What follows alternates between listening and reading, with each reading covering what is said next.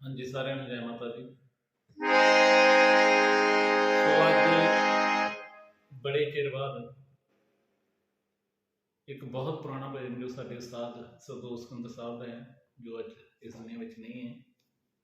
ਸੋ ਇਹ ਜਿਹੜਾ ਭਜਨ ਹੈ ਖੋਲ ਬੂਹੇ ਮੰਦਰਾਂ ਦੇ, ਇਹਦਾ ਅਸੀਂ ਕਾਫੀ ਸਟੇਜ ਤੇ ਇਹਨੂੰ ਅਸੀਂ ਪਲੇ ਕੀਤਾ ਹੈ, ਗਾਇਆ ਵੀ ਹੈ। ਸੋ ਉਹਦਾ ਜਿਹੜਾ ਹਾਰਮੋਨੀਅਮ ਦਾ ਪੀਸ ਹੈ ਉਹ ਅੱਜ ਮੈਂ ਤੁਹਾਨੂੰ ਸੁਣਾਉਣ ਜਾ ਰਿਹਾ। ਰਾਗ ਚੰਦਰਕੌਂਸ ਵਿੱਚ